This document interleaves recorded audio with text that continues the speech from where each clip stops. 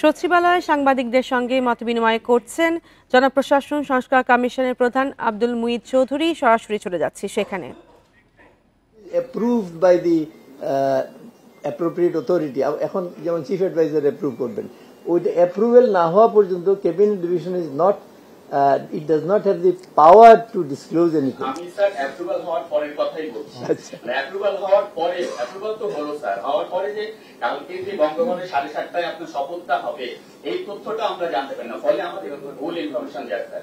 আমরা কিন্তু 2018 পরে আমরা এরকম অ্যাপ্রুভাল হওয়ার পরে আমাদের তখন ক্যাবিনেট সচিব কিন্তু ব্রিফ করেছিলেন, আমরা কোনো নাম আমাদের ভুল হয় না, কিন্তু 7 জানুয়ারি পরে যে ক্যাবিনেট হয়েছিল ওখানে আমাদের অনেক নাম ভুল গেছে, আমরা শুনে শুনে এরকম দিতে হয়েছে আর কি।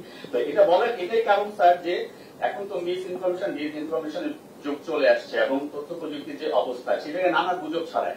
সেই ক্ষেত্রে শুধু মানে সেটা দপ্তর হোক, মন্ত্রণালয় হোক, কিংবা ডিসি অফিস হোক, কিংবা ইউএন হোক, প্রত্যেকটা জায়গায় যাতে যদি কোনো কোশ্চেন ইমিডিয়েট রেইজ হয় সেক্ষেত্রে যেন কথা বলার কেউ থাকে আর কি, হ্যাঁ, তাহলে মিস ইনফরমেশনটা যাবে না।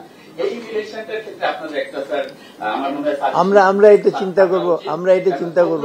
আইন দিয়ে কিন্তু হবে না স্যার, আমাদের প্রতিদিনই জনপ্রশাসন থেকে দিতে হবে। আমরা এটা নিশ্চয়ই এই জিনিসটা আমরা আমাদের মধ্যে আলোচনা করব এবং যদি এই লাইনের কোনো সুপারিশ আমরা দেওয়া মনে করি তাইলে দেব। ঠিক আছে স্বপন, আমি জাস্ট একটা অ্যাড করি, এটার সাথে আমিও জড়িত, কিন্তু আমাকে বলা হয় যে কালকে শপথ হবে, হয়তো আমাকে বলা হয়নি, হয়তো 3 জন হবে, বলে যে 5টা ফ্ল্যাগ কার্ড পাঠাই দেবে। এখন আমিও ডার্কে থাকি, পরে দেখি যে 2টা ফেরত আসছে, 3টা ফ্ল্যাগ কার্ড চলে গেছে। তো এইটাও আমাদের একটা কালচার, যে কয়জন শপথ নেবে তার চেয়ে 2, 3টা, 4টা বেশি গাড়ি চাহিদা করা হয়, মানে উই আর ইন ডিসগাইজ।